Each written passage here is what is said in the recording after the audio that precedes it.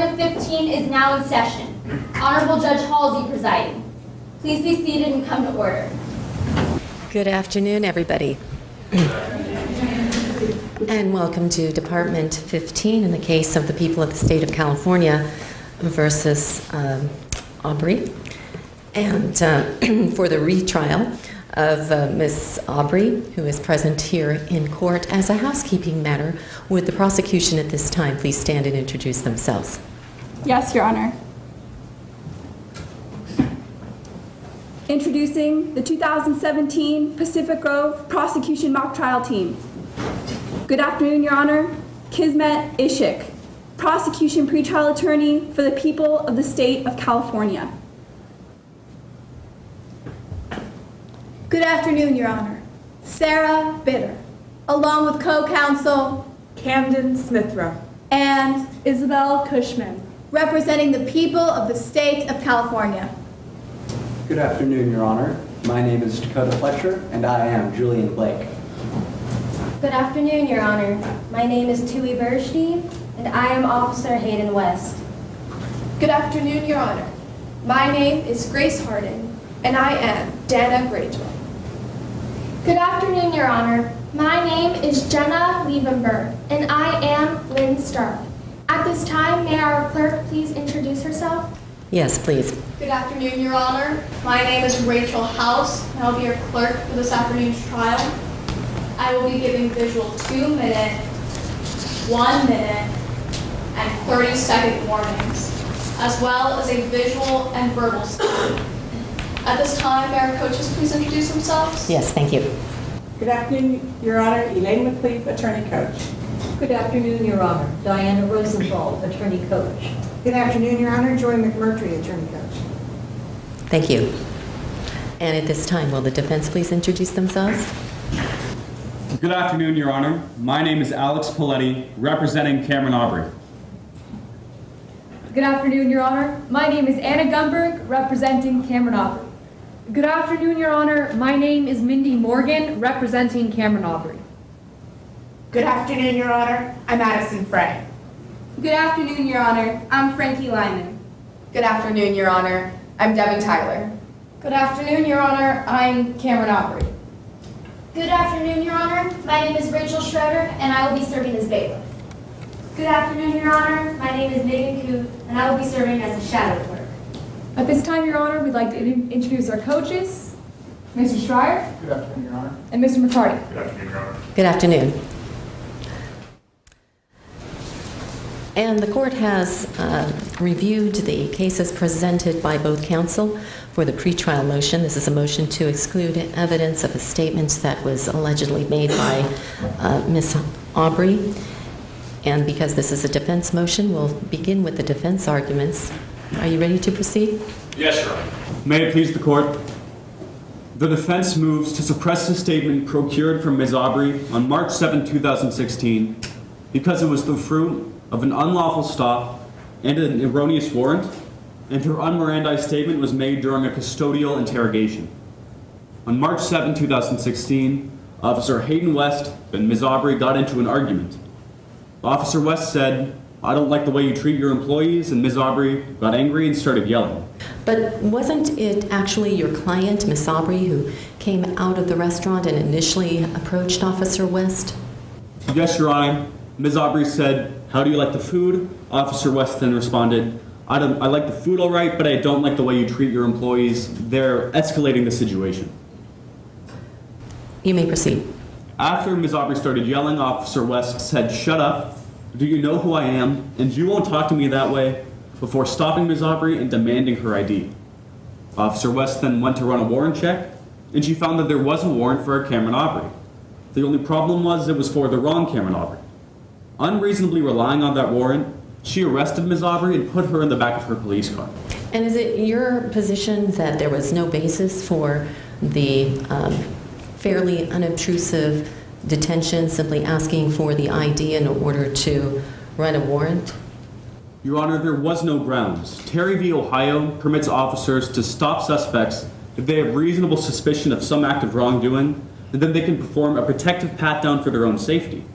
In this case, neither of those two prongs were met. But didn't your client start to yell at the officer for no apparent reason, and perhaps a very defensive posture for somebody who has just been accused, in some sense, of improperly treating an employee? It can be interpreted that way, Your Honor. However, the officer still had no articulable facts to point to the fact that Ms. Aubrey did anything wrong. And Your Honor, even if she did, well, she didn't perform a protective pat-down. Rather, she seized Ms. Aubrey's ID. That oversteps the bounds that Terry permits for an officer. Thank you. And so assuming for the sake of argument that the detention was unlawful, in the case of Utah v. Strife, weren't there very similar circumstances in that there was an unlawful detention and subsequently an arrest on a warrant, and the court ultimately allowed the evidence in because the intervening circumstance of the arrest on the lawful warrant dissipated the taint of that initial stop? Yes, Your Honor, that's what Strife held. However, there is one big difference between the case of Utah v. Strife and the case at Barr. The case at Barr, the warrant was erroneous. It was not for Ms. Aubrey. Officer West misapplied that warrant, and Herring v. United States is clear that that is an act of negligence, an act of misconduct. An intervening circumstance under Brown v. Illinois says that there not only has to be a break in the causal chain, but there also has to be a sufficient act of free will to remove the taint of the initial misconduct.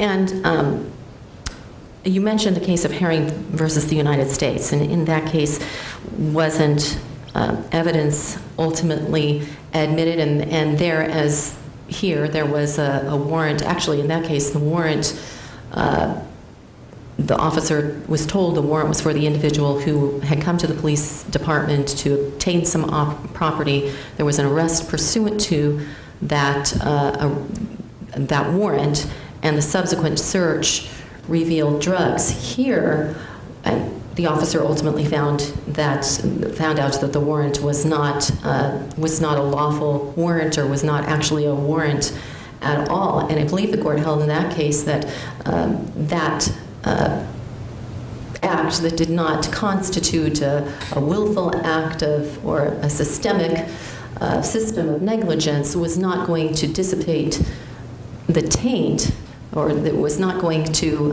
make the evidence inadmissible, because the purpose for the exclusionary rule would not be held. In that case, Your Honor, they did rule that the warrant was an isolated act of negligence and therefore did not warrant a suppression. However, Your Honor, in this case, which is different from Herring v. United States, we're using this, the people are trying to use this warrant to act as an intervening circumstance for previous misconduct. Your Honor, they want you to pile misconduct onto more misconduct, but two wrongs don't make a right in our legal system, Your Honor. Well, in the case of Strife, the court also found that there was some misconduct on the part of the officer with regard to the initial detention, and then the exercising of the warrant dissipated that taint. And it appears, and this is a very similar circumstance, the officer had a good faith belief that there was a warrant out for your client, and unlike the Herring case, it was actually a righteous warrant. In the Herring case, apparently there wasn't a warrant at all. So wouldn't those two cases tend to show that in this particular circumstance, any taint created by the unlawful detention would have been dissipated? No, Your Honor. Utah v. Strife is very clear that the warrant in that case was untainted and completely valid. In this case, that's just not true. The warrant was misapplied. It was not for Ms. Aubrey. It is ipso facto an act of negligence and an act of police misconduct. But when you say that the warrant was not a valid warrant, I think it was a valid warrant. As you point out, it was not a warrant for Ms. Aubrey, but it was a warrant for somebody with a name of Cameron Awbrey, which is not a common name, and it was also a warrant for somebody of her exact height, albeit the weight was a 20-pound difference. So, and then the officer immediately turned the car around when he realized the warrant was not in fact for your client. So doesn't this demonstrate the officer was acting in good faith? Well, Your Honor, even if the officer was acting in good faith, pursuant to Herring v. United States, even if an officer is acting with an objectively reasonable reliance, it's still an act of negligence, albeit if it's just that causes the taint, it's not enough to warrant a suppression, it is still by its nature an act of negligence. The exclusionary rule was meant to deter police misconduct. If we allow another act of police misconduct to act as an intervening circumstance, we're not deterring police misconduct, Your Honor, we're spurring. Thank you, counsel. And you did mention that you had some other points with regard to this particular contact and the statement being inadmissible. Yes, Your Honor. That intervening circumstance is only one of three factors to look at when determining attenuation. The other two are given in the cases of Brown v. Illinois and Utah v. Streif. Those are the time between the stop and the statement and the flagrancy of police misconduct. But in the case of Brown, isn't that completely different from this case? Because in that case, the officers went into the suspect's home without a warrant and arrested the suspect for murder without a warrant, and subsequently and arrested the defendant at gunpoint, as a matter of fact. And in that case, the court found that even the Mirandai statement would not be admissible. But aren't those circumstances a far cry from what we had here? There is no argument from the defense that those are much more severe circumstances. However, Your Honor, Utah v. Streif does say that if there is any misconduct above that of just the initial stop, then that qualifies as flagrant police misconduct and can add to the coercive environment. In this case, Officer West argued with Ms. Aubrey. Officer West intimidated and harassed Ms. Aubrey. That adds to the coercive environment. It makes the poisonous tree just that much more poisonous. This is especially considerable because we have a case where there is testimonial evidence. Testimonial evidence, unlike the physical evidence in Utah v. Streif, is not inherently reliable. It can be coerced based on the circumstances. The fact that there was more flagrant police misconduct in this case makes the statement all the less reliable. Well, let's talk about the statement. Let's just assume, again, for the sake of argument, that under the Streif case, that there was an attenuation due to the arrest warrant.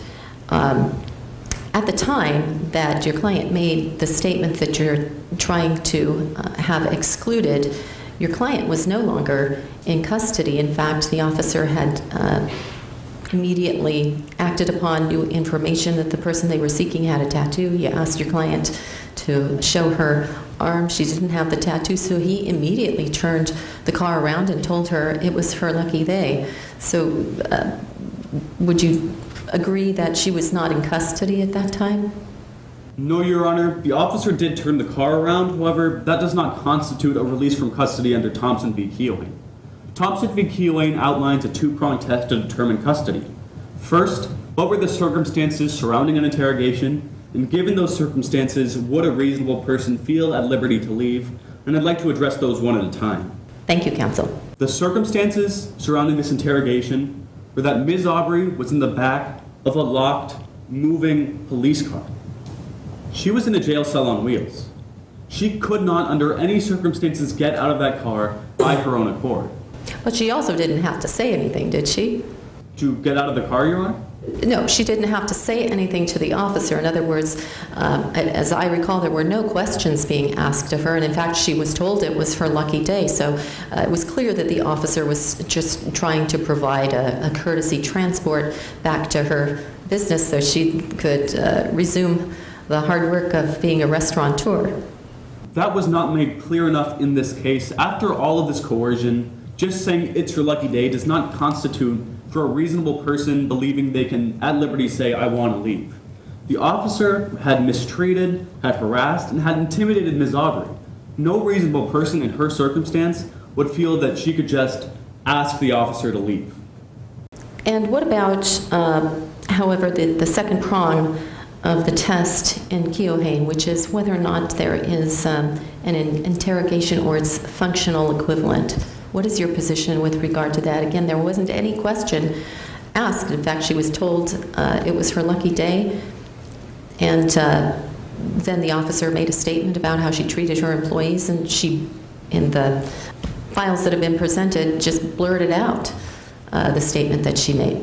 First of all, Your Honor, it is the defense's reading of the cases that the interrogation test is set out in Rhode Island v. Innis, not Thompson v. Keohane. But still, Your Honor, there was an interrogation in this case. Although there was no specific question asked, there was an accusatory statement made, "I still think you're abusive to your cook." In the case of Taylor v. Alabama, there also wasn't a question, but there still was an interrogation. We see in the case of Rhode Island v. Innis that just conversation between officers can still constitute an interrogation. Let's go back to Taylor v. Alabama, because that was a circumstance in which the police had arrested the defendant for robbery without a warrant or probable cause. So the defendant was in custody, there was no question about that, and then told him that fingerprints were found on the evidence. So I can certainly see where that would be a violation of his Fourth or Fifth Amendment's rights. But that's not the situation that we have here. She was not, there was no accusation of any evidence that the officer had against her, and she wasn't in custody. She was not under arrest at that time, within the meaning of Taylor. The defense respectfully disagrees as to the first part. There was an accusation. The officer said, "I still think you're abusive to your cook," saying that Ms. Aubrey was committing a crime against Lyn Stark. Well, was that a piece of evidence like fingerprints? It sounds more to the court as if that was the officer's opinion, but an opinion does not equate to evidence in the same way that fingerprints would equate to evidence. Wouldn't you agree? Yes, Your Honor. It's certainly a different circumstance. However, Taylor is clear that an interrogation does not have to be a question. In fact, the definition of an interrogation is given under Rhode Island v. Innis as, quote, "any words or actions on the part of an officer that are reasonably likely to elicit an incriminating response."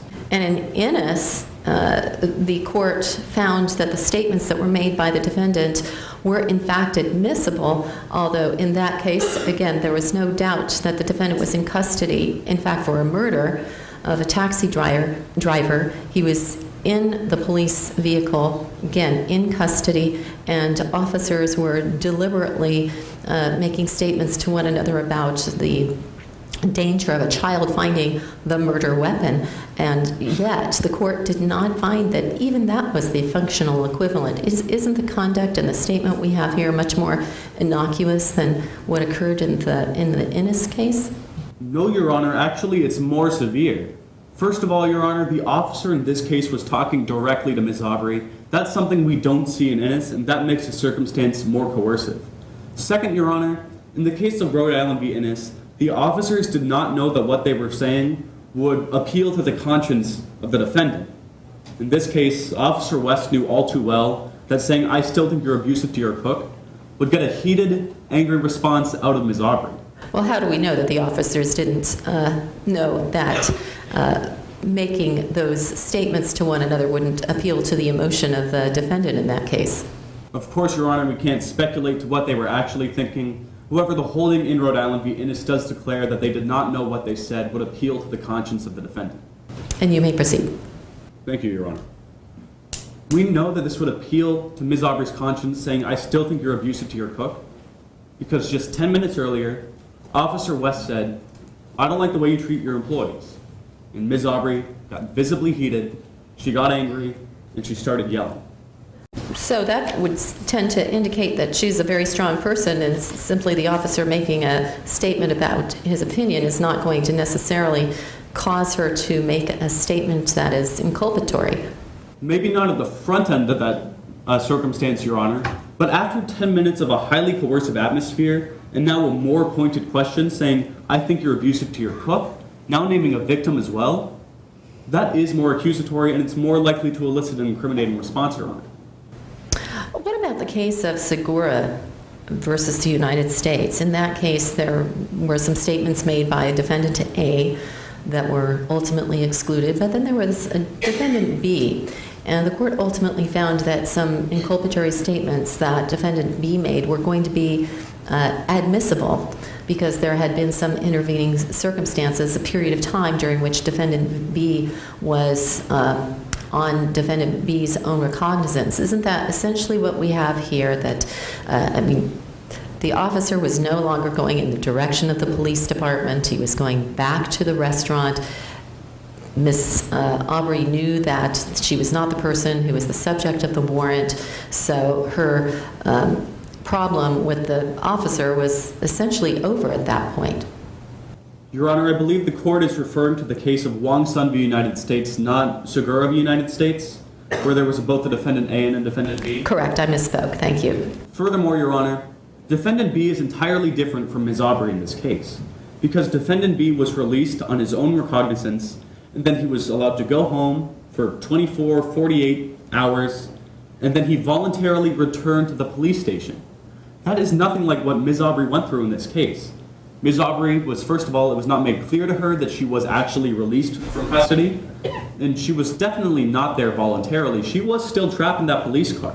She was not allowed the opportunity to leave, sleep, spend a few days, and come back like defendant B was in Wong Sun v. United States.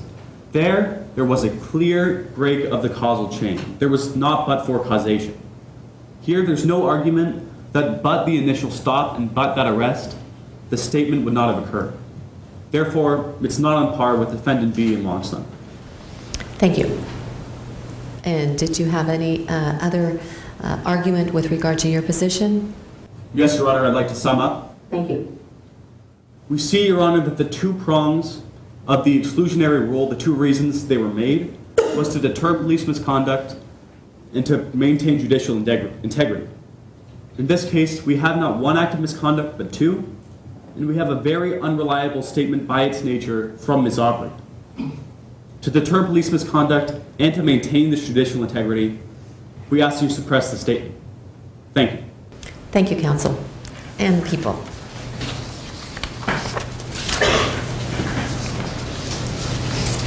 Officer West did not violate the defendant's Fourth Amendment rights, and we ask the court to deny the defense's motion and admit the statement, "I don't know who you think you are, but you need to understand something. Everything under that roof is mine." First, the detention of the defendant did not violate her Fourth Amendment rights. Second, after discovering the erroneous warrant, Officer West immediately turned around, thus showing good faith. Furthermore, intervening circumstances such as the warrant and the release of the defendant from custody attenuated the statement.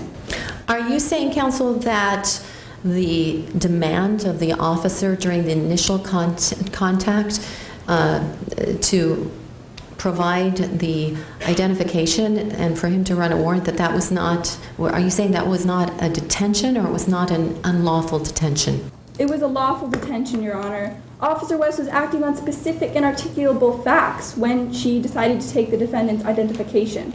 Facts as to what? First, she had witnessed the defendant being verbally abusive to her cook, and right after that, the defendant had acted with hostility towards the officer. But she didn't do, the officer didn't do any further investigation at that time with regard to whether or not there was abuse taking place. The officer took the identification and ran a search for warrants and arrested on a warrant and didn't ask any further questions about potential human trafficking case. So it would appear to the court that there may have just been a fishing expedition to run the warrant check at that point. Well, Your Honor, Officer West had no idea who she was dealing with and for all she could have known, the defendant could have had a criminal history. She felt that she needed to know who the defendant was. But she'd been in the restaurant before, so she certainly knew who the owner of the restaurant was, and she certainly knew where she could find the defendant if there was a further probable cause that was developed for an arrest, didn't she? Yes, Your Honor. However, in this case, Officer West felt that she needed to know who this person was.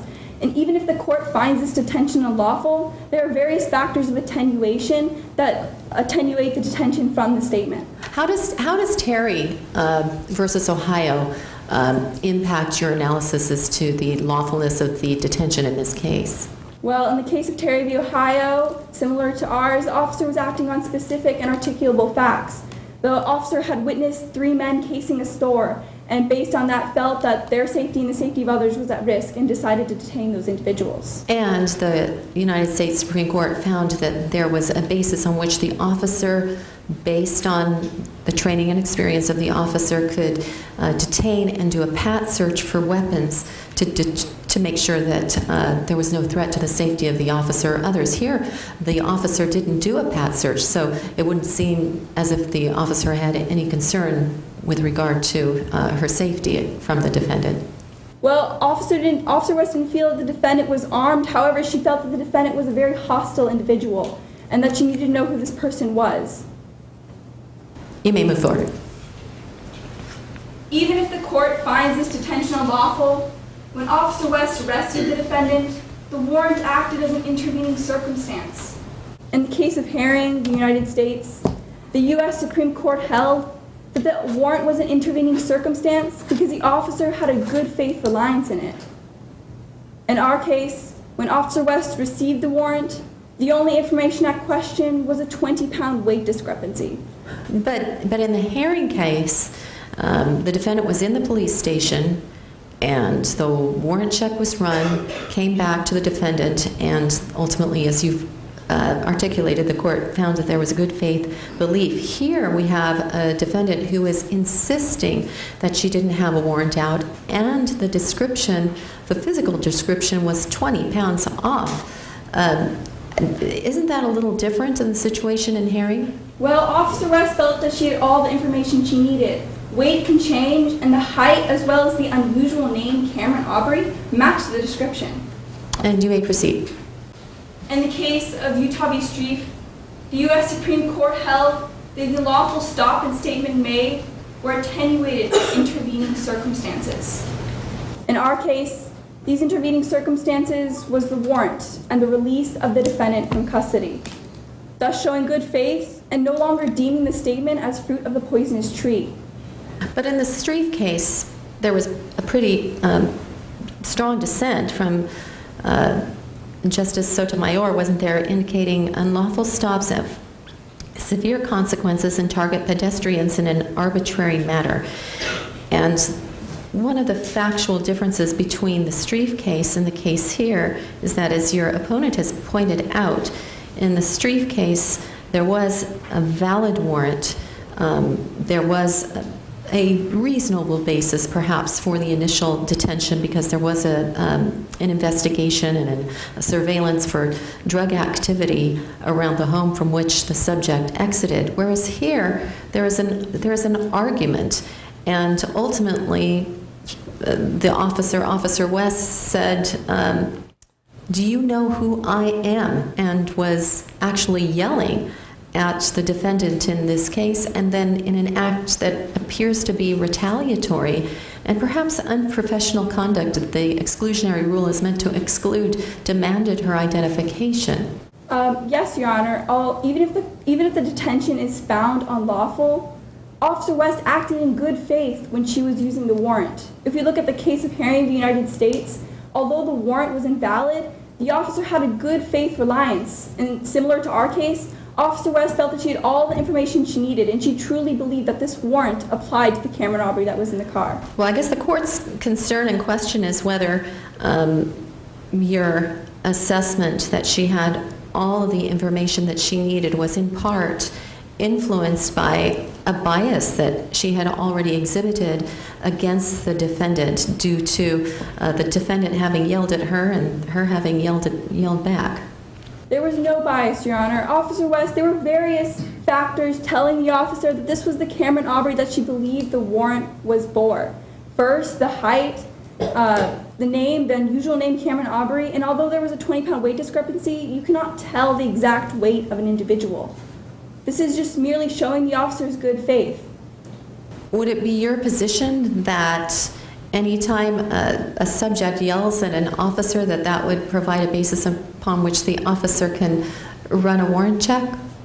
Well, it was not just the defendant yelling at her cook, Your Honor. After the officer had witnessed that, the defendant had acted with hostility towards the officer. The officer felt this defendant was clearly had no respect for the officer, and Officer West nearly had to defuse the situation and figure out who this individual was. Thank you, and you may proceed. Lastly, the defendant's statement was not the product of an interrogation. If we look at the case of Rhode Island v. Innis, the U.S. Supreme Court held that the defendant was never interrogated because the officer's offhand comments were not meant to elicit a response. But as your opponent pointed out, in that case, there were no comments or accusations made towards the subject who was in custody. The officers were simply talking amongst one another, whereas here, the officer made an accusatory statement towards the defendant. Yes, Your Honor. However, in that case, the officers were talking about a murder weapon, something directly related to the defendant in our case. In their case. In our case, the officer was merely stating her opinion on the way the defendant treated her cook. How could she have known that this would elicit such a response? Thank you. You may proceed. At the time of the statement, the defendant was never subjected to any rigorous questioning by police that would potentially elicit a response, nor was she under arrest.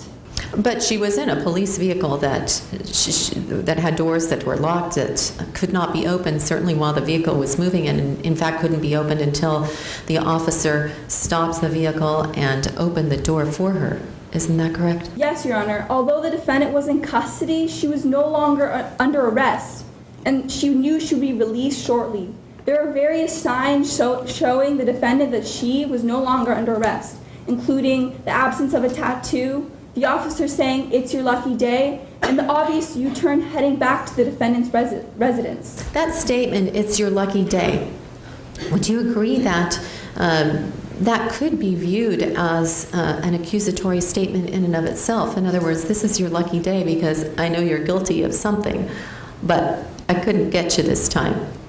Well, we can't know for sure, Your Honor. However, this was the officer's way of indicating to the defendant that she was no longer under arrest. And Cameron Aubrey should have especially known that she was no longer arrested, as she had previously told the officer that there were no warrants out for her arrest. Thank you, counsel. Based on these facts, we ask the court to deny the defense's motion and admit the statement at issue. Thank you. Thank you. Is there any rebuttal from the defense? Yes, Your Honor.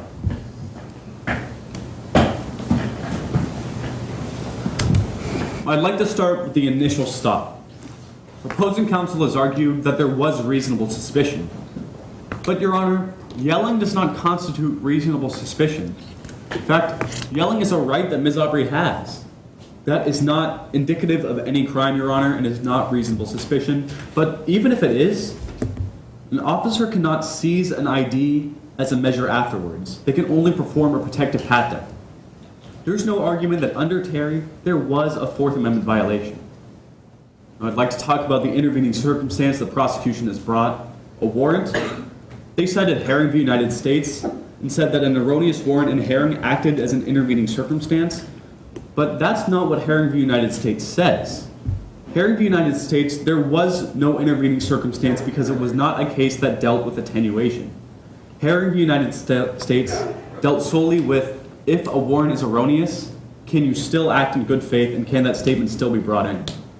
When you put another act of misconduct in front of that, that's unplowed ground by the Supreme Court, Your Honor. To not have one act of misconduct, but two. And so, counsel, that does intersect with a Streiff case in terms of the analysis of whether or not there was flagrant police misconduct. And whether or not the time between the unlawful detention and the statement was attenuated. Is it your position that that initial conduct was so flagrant that despite the fact that there was an intervening warrant and despite the fact that the officer immediately turned the car around and took Ms. Aubrey back to her restaurant, that did not dissipate the taint just because of that initial contact? No, Your Honor, that's not the defense's argument. The warrant is not an intervening circumstance because it is not an act of free will sufficient to purge the taint of the initial misconduct. It may break the causal chain, but that's not all that Brown v. Illinois states an intervening circumstance must do. It must purge the taint. A warrant misapplied is by its nature misconduct. Misconduct cannot purge the taint of previous misconduct, Your Honor. It's not at all like what we see in Utah v. Streiff. And furthermore, Your Honor, the U-turn does not constitute a release from custody for a few reasons. First of all, Your Honor, the causal chain is not broken, but for that initial arrest, she wouldn't have made that U-turn at all. She is in that car because of the stop and because of the warrant. There is no breaking the causal chain, Your Honor. And pursuant to Segura, they're still in that coercive environment. Does that make sense? Sorry, Your Honor. Thank you. And furthermore, Your Honor, I would like to address the comment, "It's your lucky day," and what exactly that means. Let's just take a look at what Ms. Aubrey's lucky day has been so far. She was stopped, she was harassed, she was accused of crimes she never committed, and she was falsely arrested. That's Ms. Aubrey's lucky day. I'd hate to see her unlucky day. We see that this is just another intimidation tactic. It just adds to the already coercive environment. Ms. Aubrey's statement is not reliable because of this coercive environment. And because of that, Your Honor, we ask that you suppress the statement. Thank you. Thank you. And your rebuttal? Yes, Your Honor.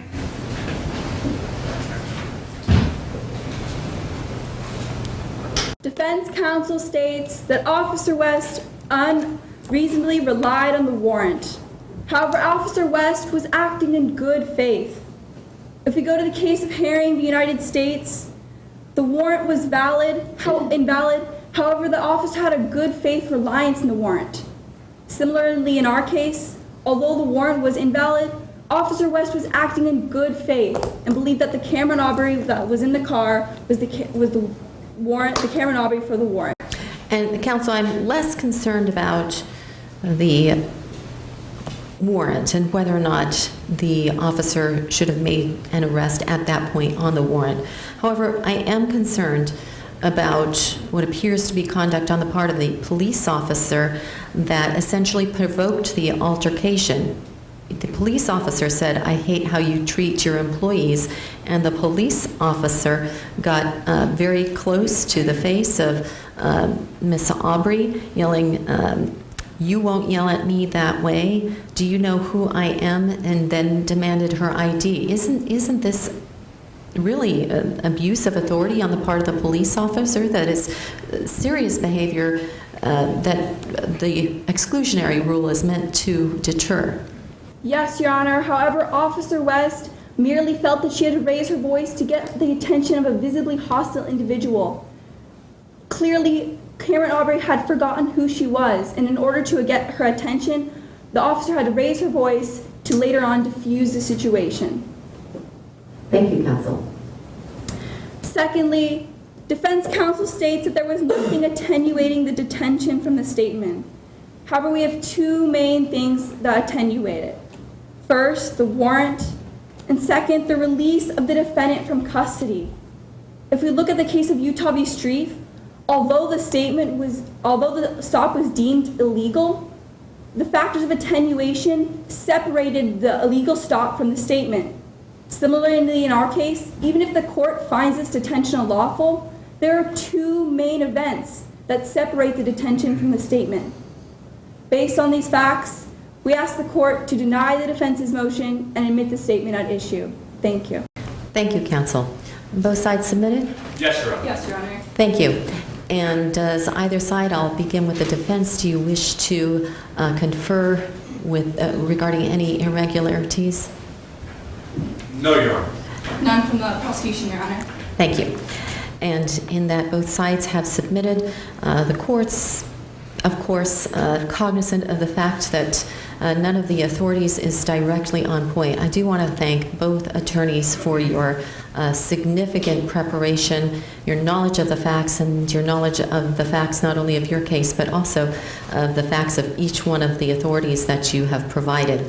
The court is very concerned about the flagrant activity of the police officer in this case. That is a significant distinction from the facts of the Streif case, and therefore the court does find that because that behavior was an abuse of authority and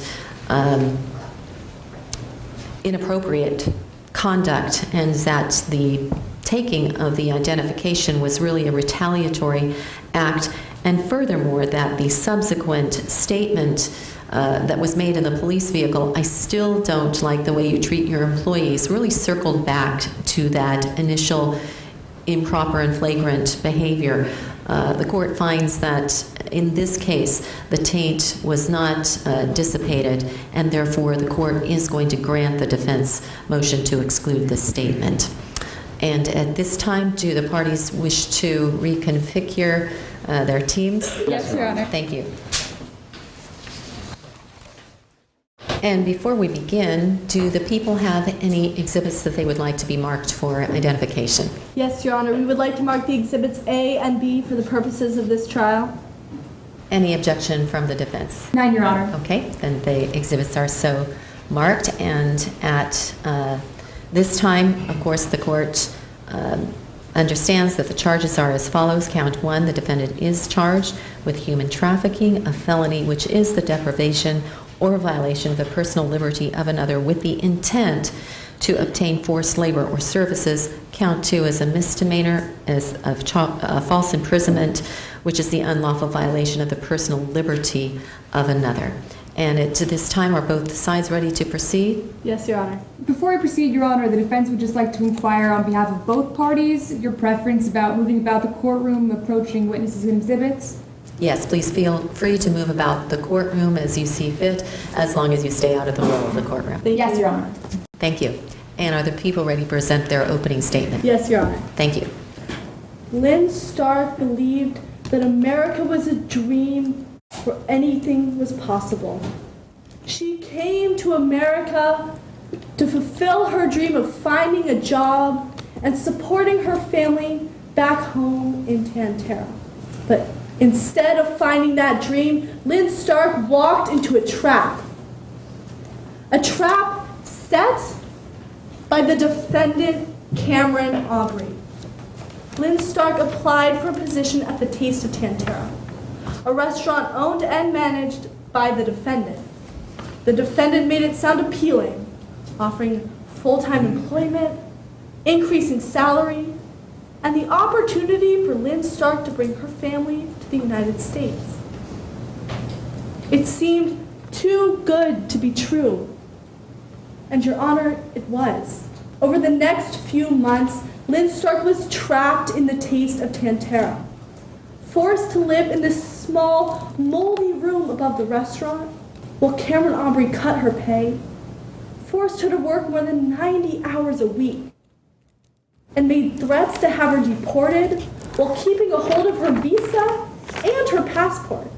Today we will call Julian Blake, the restaurant consultant for Cameron Aubrey, and he will testify that Cameron Aubrey abused Lyn Stark, even calling Stark her proprietary interests. Julian Blake was so concerned that he went to Officer Hayden West. And Officer West will tell us today about her own observations of the defendant's mistreatment of Lyn Stark. And then human trafficking expert Dana Greyjoy will take the stand and confirm for the court that Lyn Stark is indeed a victim of human trafficking. Finally, we will hear from Lyn Stark herself, and she will describe how the defendant controlled not only her living, but her working conditions, and how on the night of March 9th, the defendant locked Lyn Stark in her room with the words, "You better get comfortable in there. It's going to be a while before you go anywhere." The next day, Lyn Stark, freed from her apartment, wrote a note.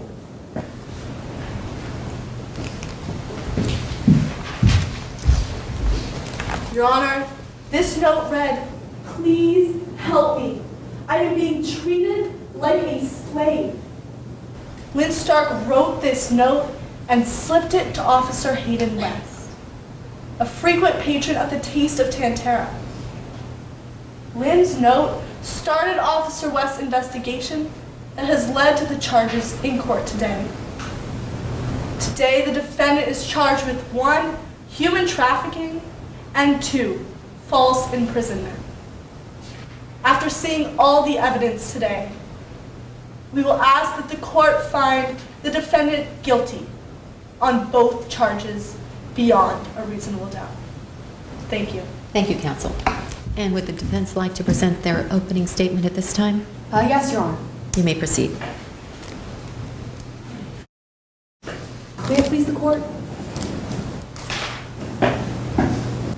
Aubrey had a dream. With money she had received in inheritance, Miss Aubrey planned to open a restaurant serving authentic Tantaran cuisine. Now, Miss Aubrey knew she would need to work hard, and she knew her employees would need to be willing to work hard as well. So she ran an ad for a head chef who could cook authentic Tantaran cuisine and who was willing and able to work hard in a fast-paced environment. You will hear that Chef Lyn Stark responded to this ad and got the job. Miss Stark knew what Miss Aubrey expected. Authentic Tantaran cuisine and hard work. Your Honor, expecting your employees to work hard is not a crime. Now, today the prosecution has charged Miss Aubrey with human trafficking and false imprisonment. To prove human trafficking, they must prove to you beyond a reasonable doubt that Miss Aubrey violated Miss Stark's personal liberty and did so with the intent to receive forced labor. To prove false imprisonment, they must prove to you beyond a reasonable doubt that Miss Aubrey intentionally confined Miss Stark, but Your Honor, they will not be able to meet their burden on either count. Because Miss Aubrey never intended to receive forced labor, and she never intended to confine Miss Stark. Addison Frank, an expert in human trafficking, will tell you that the symptoms exhibited by Miss Stark were the result of hard work in a fast-paced environment. Your Honor, she will tell you that those are not the signs of human trafficking. Frankie Lyman, Miss Stark's co-worker, will tell you that, if anything, Miss Aubrey treated Lyn Stark like family. Miss Lyman will tell you that all of the employees were expected to work hard at the restaurant, not just the chef. Devon Tyler, Miss Aubrey's cousin and lifelong friend, will tell you that Miss Aubrey would never, ever force someone to work against their will. And finally, Your Honor, you will meet Cameron Aubrey. Miss Aubrey will tell you that her only intent in all of this was to start a successful business. She will tell you that she expected all of her employees to work hard, including the chef. Miss Aubrey intended to achieve the American dream through hard work. She expected her employees to work hard too. That's not a crime. At the close of today's case, we will ask that you find Miss Aubrey not guilty. Thank you. Thank you. And are the people ready to proceed with their first witness? Yes, Your Honor. The people call Julian Blake to the witness stand. Calling Julian Blake. Raise your right hand. Do you solemnly affirm that the testimony you're about to give will faithfully and truthfully conform to the facts and rules of the mock trial competition? Yes, I do. Please have a seat. State your name, spelling the last for the record. Julian Blake, B-L-A-K-E. Thank you. Good afternoon, Mr. Blake. Good afternoon. First, I'd like to talk to you about the Taste of Tantera. Do you know that restaurant? Yes, I do. How? I was a consultant for that establishment. Who did you work for? Miss Cameron Aubrey. Can you identify Miss Aubrey in the courtroom today? Yes, she's sitting at the end of the defense table wearing a black blazer. May the record reflect that this witness identified the defendant? So noted for the record. Mr. Blake, have you ever been inside the Taste of Tantera? Yes, I have. Did you notice any safety hazards? Yes, I did. Objection, Your Honor. Improper lay witness opinion. Overruled. You may proceed. What safety hazards did you notice? There was a double-cylinder deadbolt lock on the door leading up to the room above the restaurant, which represents a fire hazard. Mr. Blake, to your knowledge, did the defendant make any comments about this lock? Yes, she did. What comment? She said that it would be good for locking something away. Mr. Blake, now I'd like to talk to you about someone named Lyn Stark. Do you know her? Yes, I do. How? She was the only chef Miss Aubrey hired to work at the Taste of Tantera. Why did the defendant hire Miss Stark? The defendant hired Miss Stark as she was looking for a particular type of person. Did she make any other statements about who she's looking for in staff? Yes, she did. She explained to me that her old boss got a lot out of foreign workers for very little cost. Now, Mr. Blake, I'd like to bring your attention back to Lyn Stark. Did you ever see the defendant and Lyn Stark interact? Yes, I did. What'd you see? On one occasion, I observed Miss Aubrey yelling at Miss Stark, even threatening to get her deported if she did not work faster. Well, as the defendant's consultant, did you talk to her about her treatment? Yes, I did. How'd she react? She reacted by saying that the staff were her proprietary interest and none of my business. But it is my business, and so I resigned. Now, Mr. Blake, did you speak to anyone else about the defendant's treatment of Miss Stark? Yes, I did. Who? Officer Hayden West of the Sanibel Police Department. Thank you. No further questions at this time. Cross-examination. Yes, sir. Good afternoon, Mr. Blake. Good afternoon. Now, Mr. Blake, you don't have any specialized expertise in building codes, do you? No, I do not. Now, I'd like to ask you about the Taste of Tantera. You're familiar with that restaurant? Yes, I am. In fact, Miss Aubrey approached you and asked for your help.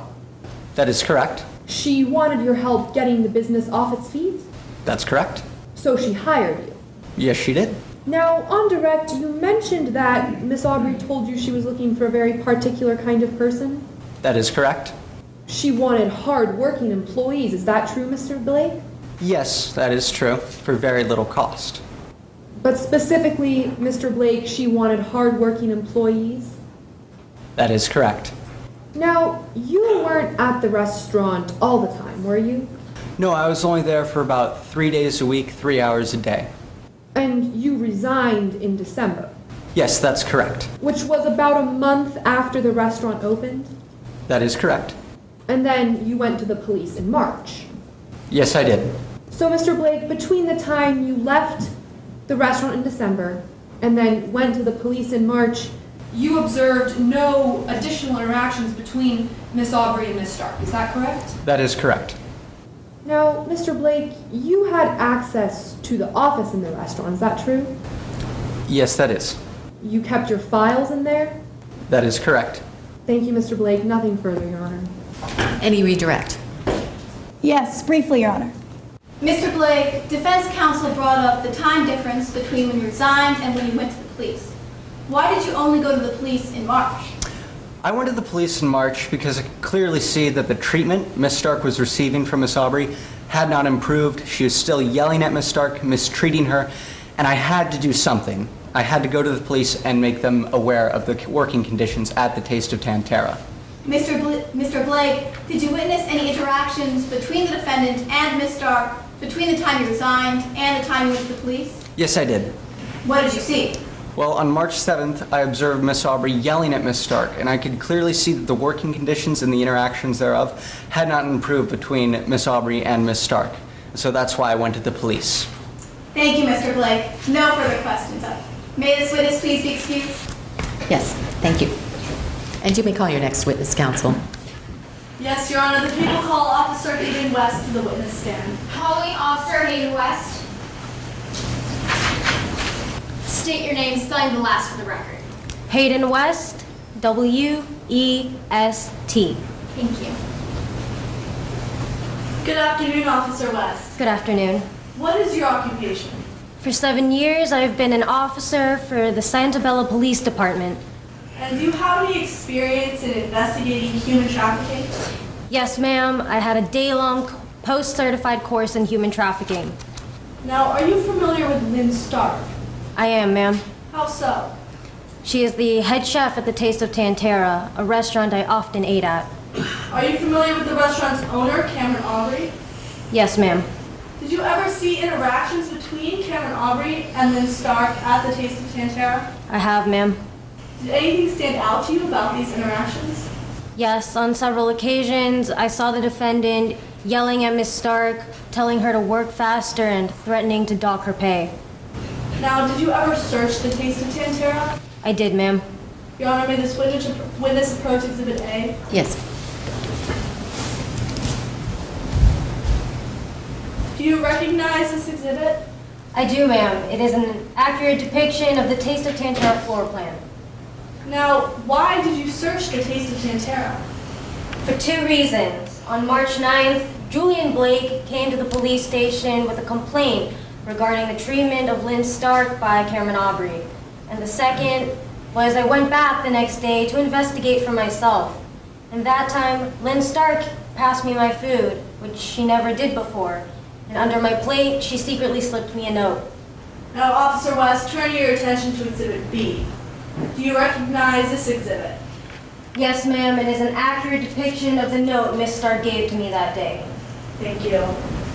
Turning your attention back to your search of the Taste of Tantera, what, if anything, did you find? When I searched Cameron Aubrey's office, labeled office on Exhibit A, I found Miss Stark's TBD2 visa and her passport. What is significant about those documents? They are essential travel documents required to get in and out of the country. Now, did you find anything else in your search? Yes, ma'am. I found a double-cylinder deadbolt lock, which is the only entry to Miss Stark's room, which is to the left of the stairwell to the 2nd floor, indicated by the shaded rectangle on Exhibit A. What is a double-cylinder deadbolt lock? It is an automatic lock that locks the door from both sides and requires a key to open it. Do you know how many keys existed to this door? Allegedly 2 keys, ma'am. And do you know who they belong to? Yes, Cameron Aubrey told me she had one and that she gave Lyn Stark one. How many keys did you find in your investigation?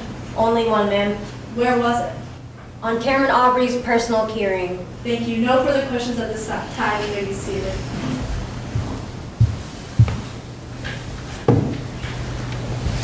Cross-examination. Good afternoon, Officer West. Good afternoon. Now, on direct, you talked a little bit about your expertise in human trafficking, and I'd like to ask you a few more questions about that.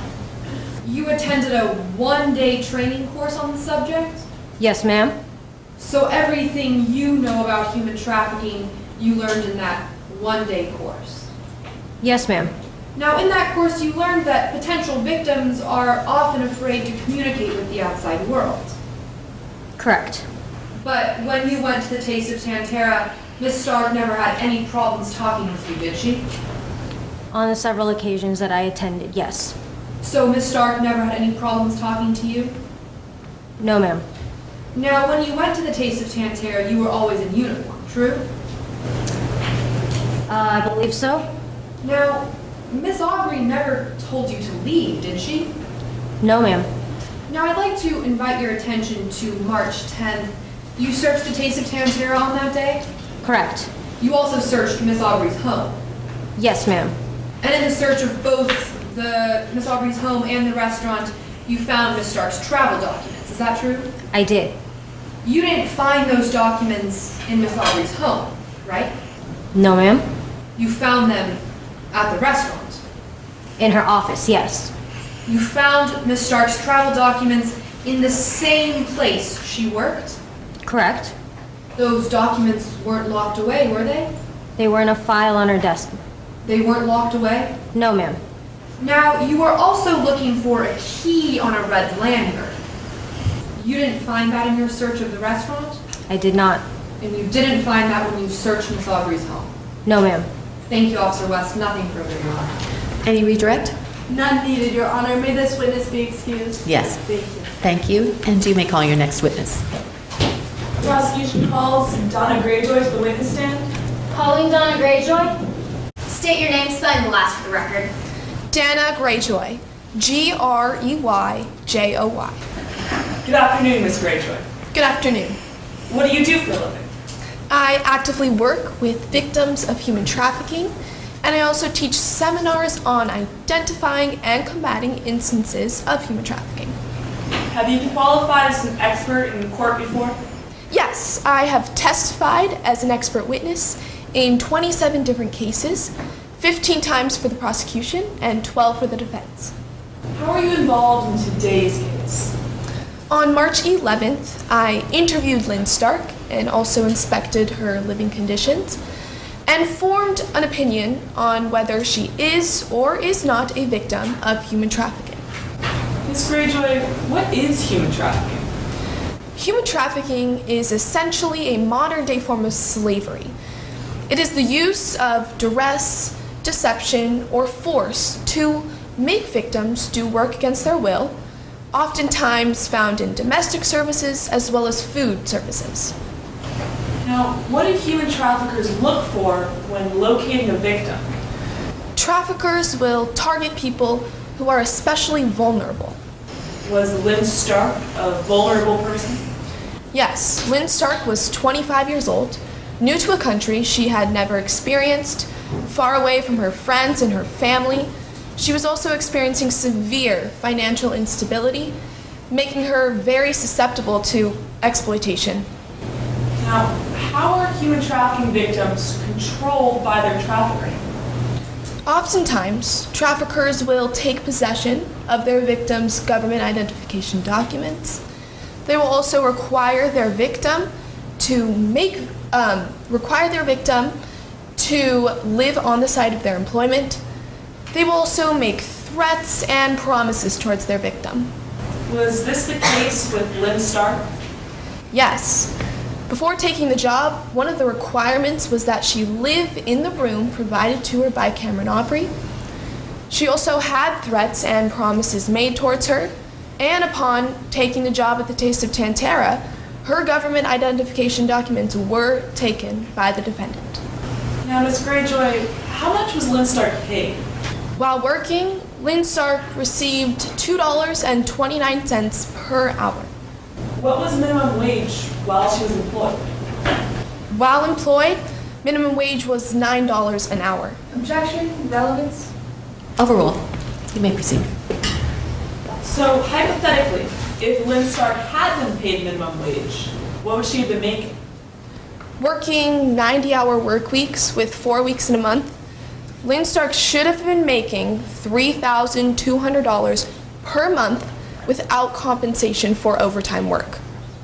And what was she paid per month? She was paid $400 in cash per month. Did you reach a conclusion in today's case? Yes, after reviewing the facts, in my expert opinion, Lyn Stark is a victim of human trafficking. Thank you. Your Honor, no further questions at this time. Thank you, counsel. Cross-examination. Good afternoon, Ms. Greyjoy. Good afternoon. Now, Lyn Stark was a salaried employee, isn't that right? Yes. So that means that she wasn't making money by the hour, isn't that true? That's correct. Although you still did conclude that she was making about $2.29 an hour, right? Yes. You would agree that that's considerably higher than most victims of human trafficking? Not necessarily. There is no set amount one must make to be classified as a human trafficking victim. Well, you included in your report that many victims will make about $1 per hour or less, right? Yes. The salaries differ case by case, but in this case, her salaries were still definitely of concern to me. But she was making more than the $1 per hour or less that you included in your expert report, right? Correct. Now, I'd like to ask you about Ms. Stark's contact with the outside world. You would agree that typically victims of human trafficking don't contact the outside world, right? Yes, this is true. But Ms. Stark, on several occasions, had conversations with Officer Hayden West, a uniformed police officer, right? Yes, well, in the premise of the Taste of Tantera. So that's a yes to my question? Yes. Typically, victims of human trafficking will live in dormitory-like living conditions, right? Yes, in this case, Lyn Stark was the only employee being targeted, so she was the only one living. Well, she was living in a private apartment, true? In a room above the Taste of Tantera. And she was the only one living there? Yes. Typically, victims of human trafficking have limited access to bathrooms and showers, right? In some cases, this is true. You would agree that Lyn Stark had free access to her own bathroom and shower, right? Correct. In fact, Miss Greyjoy, you found Miss Stark's living conditions to be somewhat unusual for a case of human trafficking, right? The conditions themselves were a little better than other cases. However, it was very much consistent because she did live on the site of her employment. Miss Greyjoy, you found her conditions to be somewhat unusual for a victim of human trafficking. Isn't that right? The conditions, correct. Thank you, Miss Greyjoy. I have no further questions, Your Honor. Thank you. Any redirect? Briefly. Ms. Greyjoy, do employers of salaried employees still have to take into consideration minimum wage laws? Definitely. That is the purpose of the minimum wage laws, is to regulate the amount that workers are being paid. Objection, Your Honor. Lack of foundation. Sustained. Move to strike. The answer is stricken unless you can lay a foundation. Your Honor, this witness has worked with victims of human trafficking for 20 years and has experience with labor laws accordingly. You can ask any further questions you feel are appropriate. Are you familiar with the minimum wage laws of salaried employees? Yes, I am.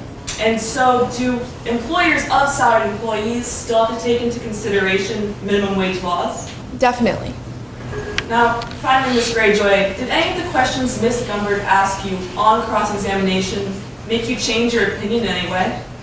No. Although I did take into account these factors, I still stand by my expert opinion that Lyn Stark is a victim of human trafficking. Thank you. Your Honor, I have no more questions for this witness. May she be excused? Yes.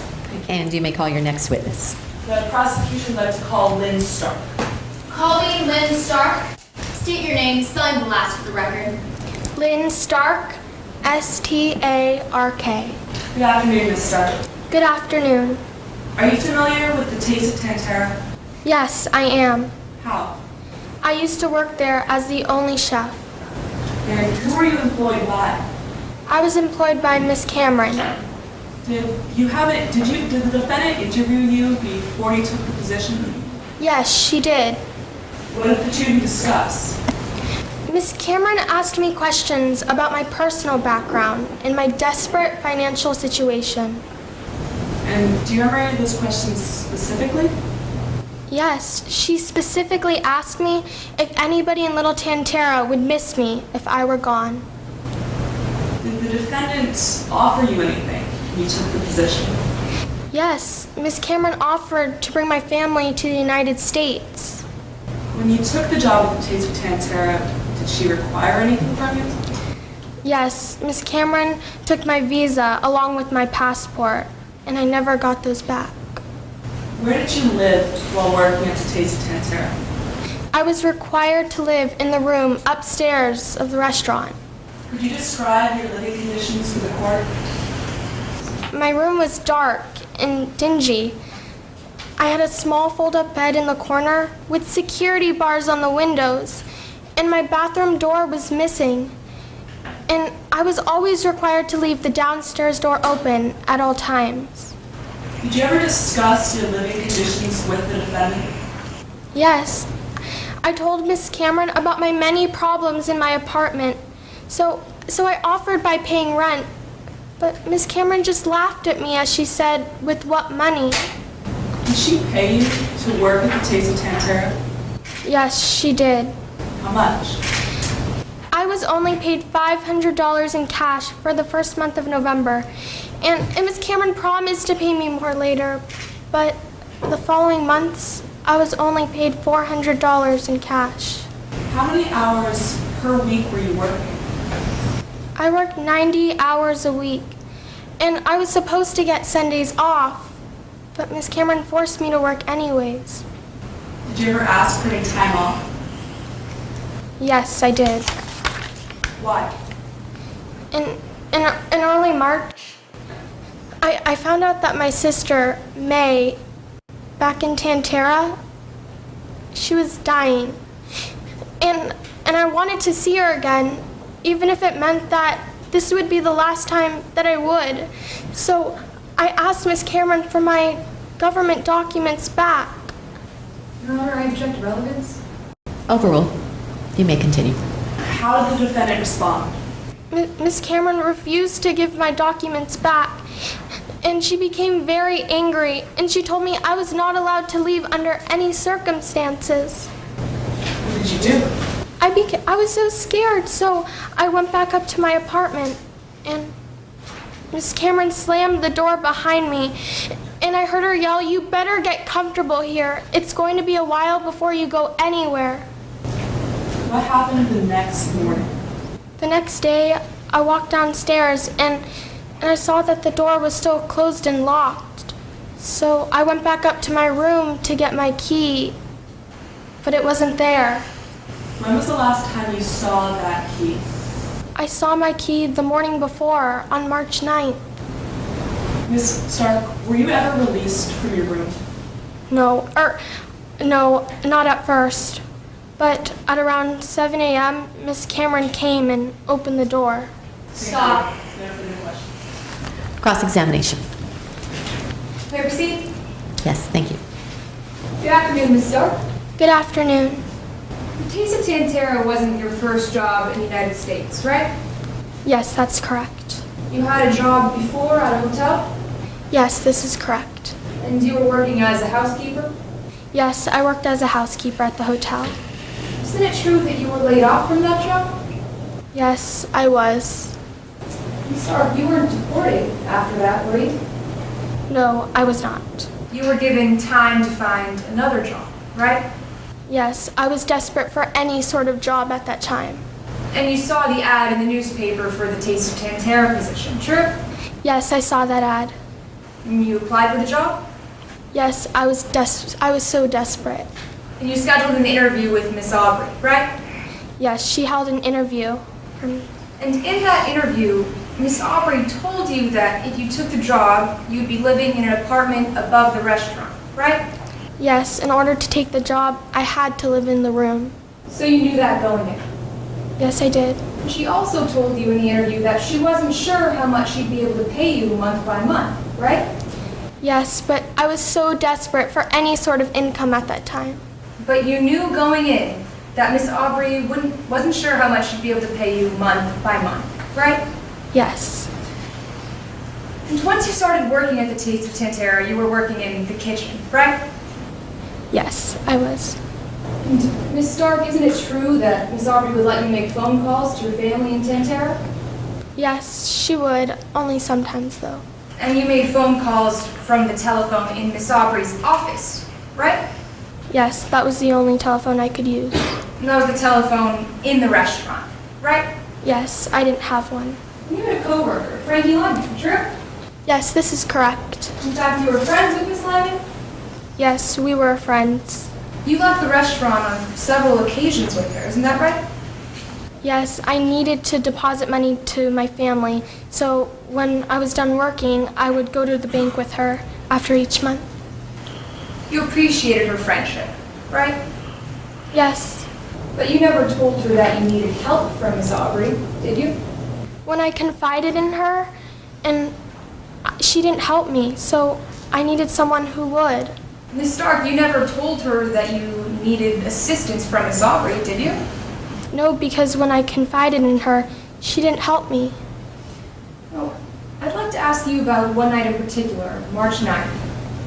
You got into an argument with Miss Aubrey that night? Yes, I did. You asked her for vacation time, true?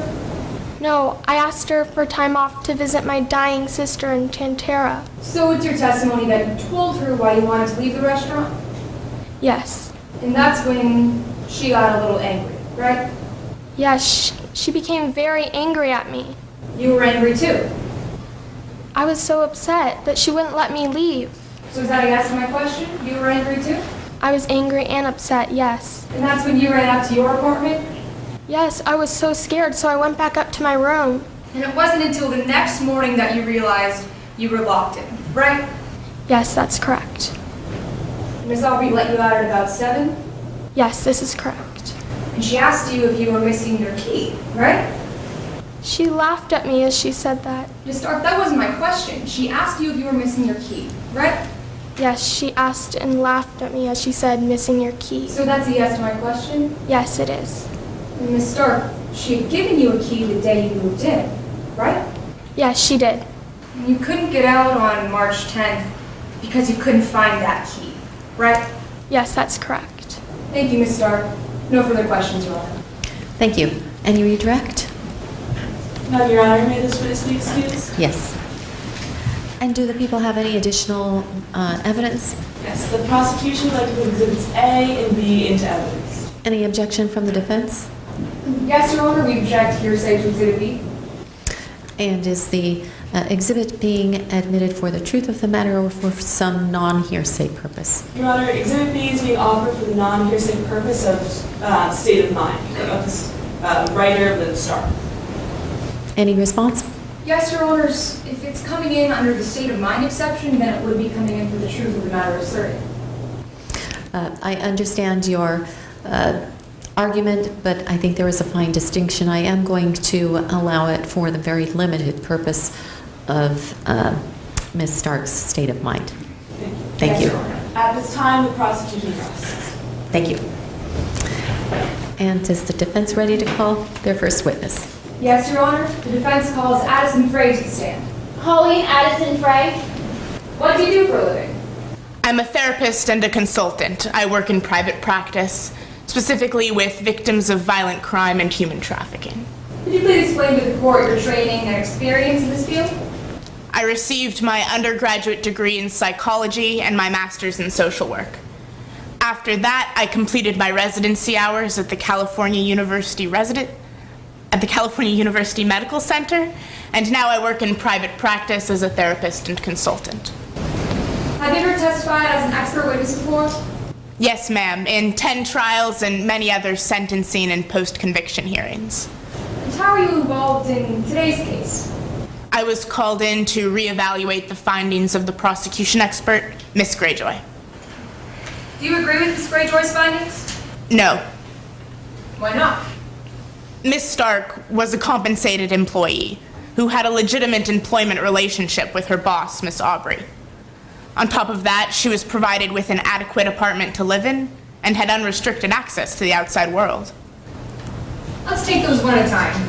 You said that Ms. Stark was compensated. Could you please explain the significance of that to the court? Well, you see, victims of human trafficking are sometimes paid pennies per hour and sometimes not paid at all. Miss Stark's pay was low, but it was nowhere near the range typical of a victim of human trafficking. You said that there was a legitimate employment relationship between Ms. Stark and Ms. Aubrey. What did you mean by that? Well, Miss Aubrey paid Miss Stark on a monthly basis. The two of them worked alongside one another, sharing the workload. That's not the sort of relationship you see between a trafficker and their victim. What about Ms. Stark's living conditions? Typically, victims of human trafficking live in dormitory-style housing with limited access to a bathroom or a shower. That's simply not what we see in today's case. Miss Stark lived in her own apartment with her own private bathroom and shower. She was given a key to this apartment, and as long as she had the key, she could come and go as she pleased. Ms. Gray, what were your final conclusions in today's case? I concluded that Miss Stark struggled in the fast-paced environment of the Taste of Tantera. This caused her to suffer symptoms of depression and anxiety, but she is not a victim of human trafficking. Thank you, Ms. Gray. No further questions at this time, Your Honor. Cross-examination. Good afternoon, Ms. Frank. Good afternoon, ma'am. You were paid by the defense to be here today, correct? Yes, I was hired for my work. And you were hired specifically to reevaluate Dana Greyjoy's findings, sure? Yes. Now, one of the places that you disagree with Ms. Greyjoy is in pay, correct? That's correct. And you state that Lyn Stark was paid significantly more than a human trafficking victim, correct? Yes. And you state in your report that a human trafficking victim can be paid up to $1 an hour, correct? Yes. Now, hypothetically, if Lyn Stark was to be paid $1 an hour, at 90-hour work weeks, 4 weeks in a month, she'd be making around $360 a month, correct? I'm going to trust your math on that, counsel. Yes. All right. And Lyn Stark was paid in cash while the restaurant was open, $400 a month, correct? Yes, she was compensated in cash as well as in room and board.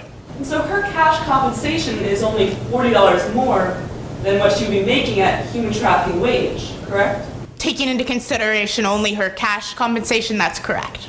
Now I want to talk about Lyn Stark's room and board. She lived in the room above the restaurant, correct? Yes, there was an apartment above the restaurant where she lived. And she states that she was required to live in that room, correct? Yes, it was provided as part of her compensation. And there was a single entrance to that room that was through the restaurant, correct? That's correct. Now, you state that Cameron Aubrey and Lyn Stark had a legitimate employee relationship, correct? Yes, that's true. And one of the characteristics that you state of a human trafficking relationship is that the employer deceives their employee, correct? Well, yes, they use deception or duress or force to control them. And you are aware that Cameron Aubrey offered to bring Lyn Stark's family to the United States, correct? Yes, she wanted to do that. And you are aware that that never happened in the 4 months Lyn Stark worked at the restaurant? No, I don't believe she was able to do that in those 4 months. You are also aware that Cameron Aubrey offered to hire an assistant chef for Lyn Stark, correct? Yes, she wanted to do that once the restaurant was up and running. And again, that never happened. No, in the 4 months the restaurant was open, she was unable to do that. And Ms. Frey, you're also aware that Cameron Aubrey offered to increase Lyn Stark's wages, correct? Yes. You are also aware that that did not happen. No, in the 4 months the restaurant was open, she wasn't able to do that. You're aware that Lyn Stark's monthly wage decreased from $500 cash to $400 cash, correct? Once the restaurant opened, yes. Now, Ms. Frey, you interviewed Lyn Stark, correct? That's true. You also interviewed Cameron Aubrey? Yes. You interviewed Cameron Aubrey before Lyn Stark, correct? Yes, about 2 weeks prior. Thank you. No further questions. Thank you. Any redirect? Yes, Your Honor. Ms. Frey, on cross-examination, prosecution counsel brought up that Ms. Stark, or that Ms. Aubrey offered to Ms. Stark to bring her family to the United States. Does that qualify as deception in this case? Well, no, ma'am. She was trying to do so, but she just couldn't. Prosecution counsel said that Ms. Aubrey offered to increase Ms. Stark's pay down the line. Does that qualify as deception in today's case? No, the restaurant was just getting up and running. She wasn't able to increase her pay yet. Objection, Your Honor. Speculation that Cameron Aubrey was not able to increase Lyn Stark's pay. I'm going to overrule that. I think that that is a reasonable inference to be drawn from the evidence that's been presented and what was available to the expert. Thank you, Your Honor. You may proceed. Thank you. Did you get a chance to finish your answer, Ms. Frey? Yes, I simply said that she was unable to increase the wages. Thank you, Ms. Frey. Nothing further, Your Honor. May this witness be excused? Yes, and you may call your next witness, counsel. The defense calls Frankie Lyman to the stand. Calling Frankie Lyman. State your name, spelling the last for the record. I'm Frankie Lyman, Lyman. Thank you. And you may proceed. Good afternoon, Ms. Lyman. Good afternoon. What do you do for a living? Well, I'm a student at the Santa Bella Community College. Do you know Cameron Aubrey? Yes, I do. I worked for her at the Taste of Tantera from November 2015 until March 2016. Ms. Lyman, I'd like to ask you a little bit about that. What specifically were you doing for Ms. Aubrey? Well, I did a little bit of everything. I washed dishes, I ran errands, I helped with the food prep in the kitchen, and once I even got to wait a table, but I didn't do that again. Now, how did Ms. Aubrey treat you as her employee? She was strict but fair. Objection, relevance. Overrule. Thank you, Your Honor. Please continue. Miss Aubrey was strict but fair. If I ever made a mistake, she would give me tips to improve. She worked really hard, gave 110%, and she just expected all of us to do the same. Now, objection, speculation. Sustained only as to she expected us to do the same. Thank you, Your Honor. Move to describe that part of the answer. Yes, Thank granted. you. And you may proceed. Now, who else were you working with at the restaurant?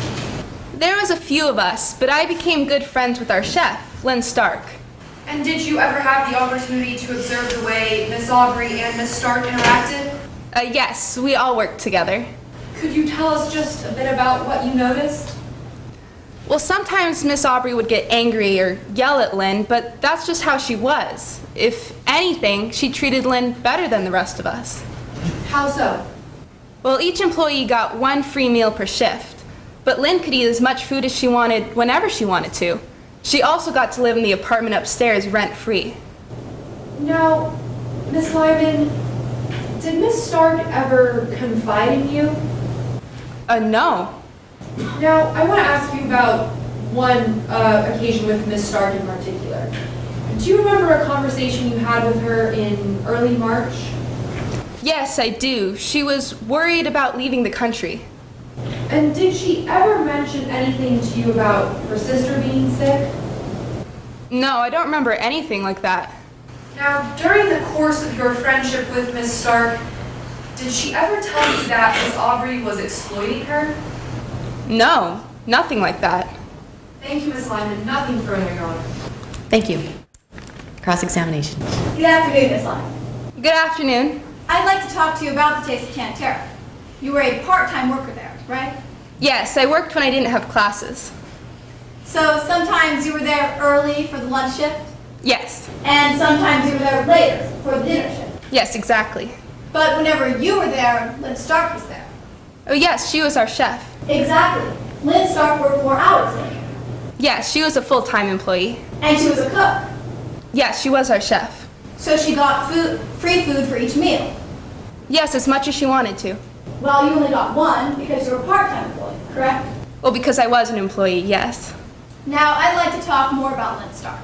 You mentioned on direct that the two of you were good friends? Yes, we were. In fact, one time she confided in you in March. I'm not sure what confiding means. Oh, I'm sorry, Miss Lyman. One time she talked to you in March about losing her visa? We talked in March up in her apartment where we would hang out sometimes, and she was worried about having to leave the country. Exactly. She talked to you about her job and her visa, correct? Yes.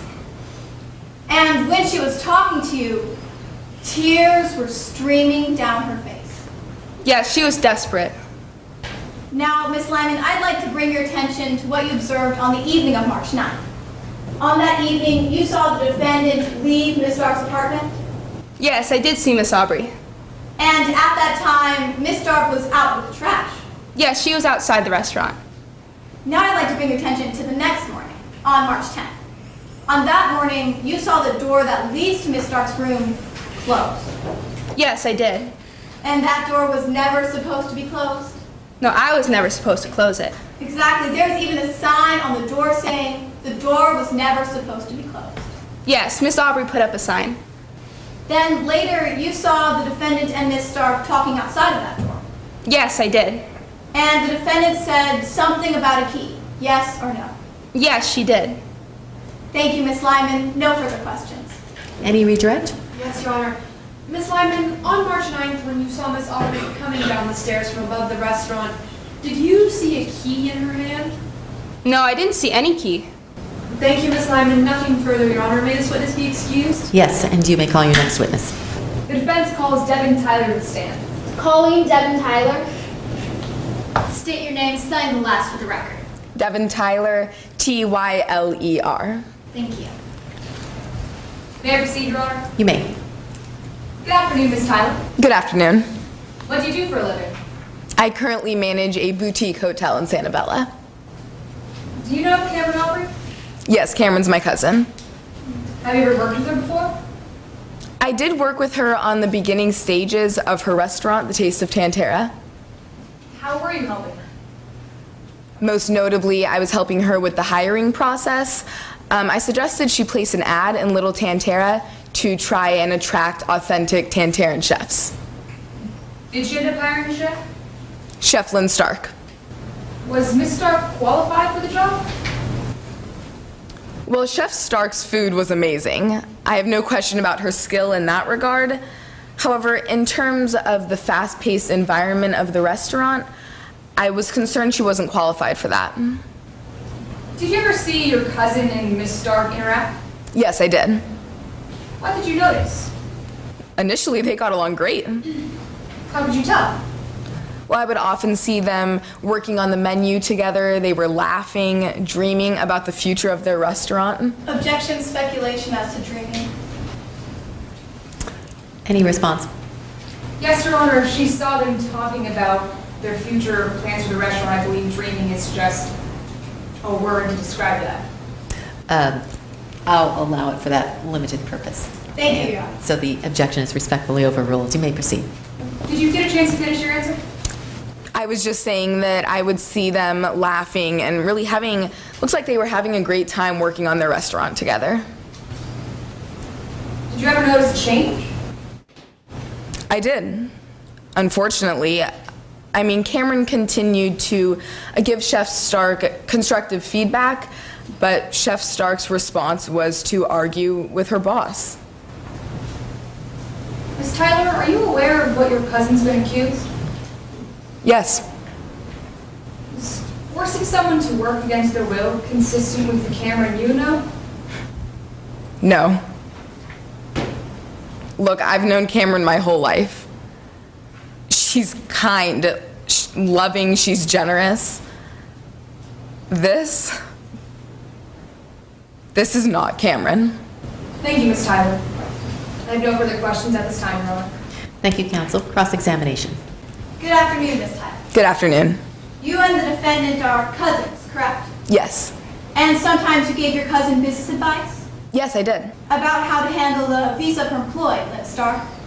Yes, that was one thing I was helping her with. And it's your opinion that the defendant would do anything to be the best boss possible?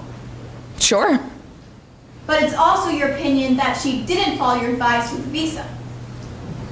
I'm not sure exactly what you're referring to. It's your testimony that you don't think she ever did contact an immigration attorney, correct? Oh, I'm not sure. You're not sure what she did, or you're not sure of your own testimony? I'm not sure if she hired one or not. Now, Miss Tyler, I'd like to talk more about your cousin. You two are close, correct? I'd say so. You fondly remember your trips to Tantera with each other? Yes, we did go to Tantera. And you wanted to do everything possible to help your cousin with the restaurant? I wanted to give my advice. I thought I had a few things to add. Is that a yes? Yeah. Because you care about your cousin, correct? Yes, of course. Thank you, Miss Tyler. No further questions. Anything further? No regret, Your Honor. May this witness be excused? Yes, she may. And you may call your next witness, counsel. The defense calls Cameron Aubrey to the stand. Calling Cameron Aubrey. State your name, spelling the last for the record. Cameron Aubrey, Awbrey. Thank you. You may proceed. Good afternoon, Miss Aubrey. Good afternoon. What do you do for a living? Well, I'm a bit of an entrepreneur. I opened up my own restaurant, Taste of Tantera. When did you open your restaurant? Gosh, Julian Blake and I acquired the property back in October, and we opened for business the following month. Miss Aubrey, who's Julian Blake? He was my restaurant consultant. Did you ever tell Mr. Blake that he couldn't be involved in the hiring process for your restaurant? No, of course not. Now, how are you planning on paying for this new business? Well, money was tight, but I was determined to make it work, so long story short, there's a lot of bank loans with my name on them. Well, did that in any way influence your hiring process? Of course. Starting out, we would be a lean operation, everyone pulling their own weight. So I had to expect my employees to work hard in a fast-paced environment. Well, were you upfront about what you expected? Yes, absolutely. I made it very clear in the interview processes, and I also put it straight on the advertisement I ran for my head chef. Well, I'd like to ask you a little bit more about that ad. Did anyone respond to it? Yes, I received quite a few applicants, and among that pool, I found my head chef, Lyn Stark, a native from Tantera. And why exactly did you choose Miss Stark to be your chef? Lyn's food was amazing. By far, best Tanteran cuisine I've had in the States. And the second I tasted her food, I knew she was the one for the position. Now, you mentioned that Miss Stark was actually from Tantera. Was there anything specifically you had to do to hire her? Of course. She was here on a temporary work visa, so I had to sponsor her using her travel documents. Now, I'd like to ask you about the restaurant once it opened. How was Ms. Stark as an employee? Lyn was a good chef. Food was good. But she was slow. And I understand, we're both learning here, but it got to a point where I was constantly having to remind Lyn to be productive. Miss Aubrey, during the course of Ms. Stark's employment, did you ever threaten to deport her? No. No, never. I'd like to turn your attention to the night of March 9th. Did you and Ms. Stark close the restaurant that evening? Yes, we did. Well, what happened after the two of you closed the restaurant? Lyn actually approached me and requested vacation time, to which I had to respond, I'm sorry, I just can't manage it right now. Well, how did Ms. Stark respond to that? Well, she obviously wasn't too happy about it. She started yelling at me and she stormed upstairs to her apartment. What did you do? Well, I myself was tired and frustrated after a 15-hour workday. I ended up closing the door behind her. Now, Miss Aubrey, did you say anything to Ms. Stark when you did that? Yes, I believe I did. I said that we both needed to get comfortable because there was no way either of us could take a vacation right now, not with these beginning stages of the restaurant. Did you intend for Ms. Stark to become locked in her apartment that evening? No, I didn't even know she was locked in. Well, did she tell you why she wanted vacation? No, she never told me anything about it. Did she ask for her visa or her passport back? No, she never did. Let's talk about the next morning, March 10th. Were you at work that day? Yes, I'm there every day. What happened when you got to work? Well, I got in around 6:45 and saw Lyn wasn't in-house just yet, so got started on opening tasks. About 15 minutes later, 7 o'clock, I heard banging coming from the back of the restaurant. So went over to see what was going on, and it was Lyn. What did you do? Well, I immediately opened the door and asked if she was missing her key. Sorry, why did you ask her that? Well, day one of her employment, I gave her a key with a red lanyard on it. She should have had it. Miss Aubrey, did you ever intend to receive forced labor from Miss Stark? No, of course not.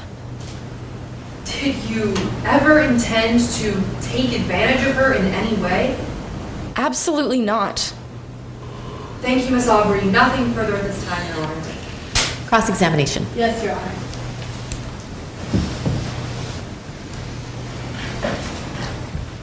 Now, Miss Aubrey, you admit that you had no idea how to start a restaurant, isn't that correct? No, I had no prior restaurant experience. And that's why you hired Julian Blake, yes? That is one of the reasons I hired him, yes. And you state in your witness statement that Julian Blake insisted on helping you hire staff, isn't that true? He did want to help me, and I had no objection to that. You told him you wanted him to focus on remodeling the restaurant, and you would take care of the staff, isn't that correct? Yes, I did reiterate the fact that one of his main priorities was, in fact, the property itself, though he was free to help as he wished. Objection, Your Honor, non-responsive to everything after yes. Overruled. Thank you. Now, you were only looking for one full-time employee, correct? Yes, I was looking for one. And you said that full-time employee was the head chef, correct? Yes, I did need a head chef for my restaurant. And you stated on direct that you wanted your head chef to be skilled, isn't that true? I wanted them to be able to cook good Tantaran cuisine. And that's why you put in the ad for the head chef to look for a skilled person, isn't that true? I was looking for someone who could work hard in a fast-paced environment and cook Tantaran cuisine. However, the person you hired had no professional cooking experience, yes or no? No, she did not, though that was not a requirement. And you knew that, correct? Well, yes, of course. And now I'd like to talk about how you paid for the restaurant. You budgeted out overhead costs for the entire first year, isn't that true? Yes, Julian Blake and I sat down and we discussed it together. And those overhead costs included the salary of your head chef, isn't that correct?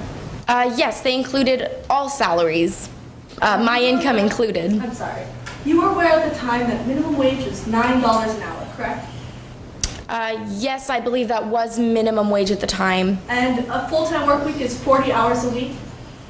I believe so. Now, that means that a full-time employee should be making at least $1,440 before any overtime, isn't that correct? I'm sorry, if you want me to do the math, I'm gonna need a paper and pen. So, Ms. Aubrey, are you saying that you didn't calculate the legal salary for a full-time employee before opening your restaurant? Well, Julian Blake was helping me with the budgeting, so I completely trusted him. However, you were the one that wrote that overhead budget for the first year, correct? Actually, as I just said, it was with Julian Blake. I trusted him. And you were the one who paid Lyn Stark, isn't that correct? Yes, it did come out of my funds. And you told Lyn Stark that her salary would increase with sales, isn't that true? I said it would be month to month, depending on what we made. But yes or no, you told her it would increase with sales? No. Now, Miss Aubrey, you told her salary would increase, yes or no? Well, depending on how the business did. I did not specifically say that it would increase, though. Your Honor, may I direct this? Now, Miss Aubrey, you'd never raised Lyn Stark's salary, did you? No, our restaurant was not doing as well as we would hope. In fact, instead of raising it as a restaurant... Stop. Thank you. Any redirect? Ms. Aubrey, did you ever make any specific promises about pay? No, I never made any promises. And were you upfront with all the applicants that they were going to need to work long hours in the beginning? Yes, of course. Thank you, Ms. Aubrey. Nothing further, Your Honor. May Ms. Aubrey return to her seat at counsel's table? Yes, she may. And at this time, is there any further evidence from the defense? No, Your Honor. The defense rests. Defense rests and the people have rested. And at this time, are the people ready to proceed with their closing argument? Yes, Your Honor. America was a dream for Lyn Stark, and Cameron Aubrey turned it into a triumph. Your Honor, for her actions against Lyn Stark, the defendant has been charged with human trafficking, which is the deprivation or violation of personal liberty through deceit, duress, and fear with the intent to obtain forced labor services. And it's been the people's job to prove this to you beyond a reasonable doubt. So let's look at what the evidence shows us. The evidence has shown that the defendant deprived Ms. Stark of personal liberty through deceit. Your Honor, the defendant lured Ms. Stark into the job with false offers. She told Ms. Stark she'd be working a full-time workload. She forced Ms. Stark to work 90 hours a week with no overtime pay. She told Ms. Stark that she would eventually increase that pay. And she cut Ms. Stark's pay instead. And she told Ms. Stark she would help bring Ms. Stark's family to America. But Ms. Stark's family never arrived. The evidence has also shown that the defendant deprived Ms. Stark of her personal liberty through duress. The entire time that Ms. Stark worked for the defendant had complete control of Ms. Stark's official documents, and therefore complete control of Ms. Stark. So the defendant yelled at Ms. Stark, berated her, threatened to fire her or get her deported. Ms. Stark had to keep on working because the defendant not only had the physical possession of her documents, but the official capacity to fire her. That is duress. Let's look more at the yelling and the threats.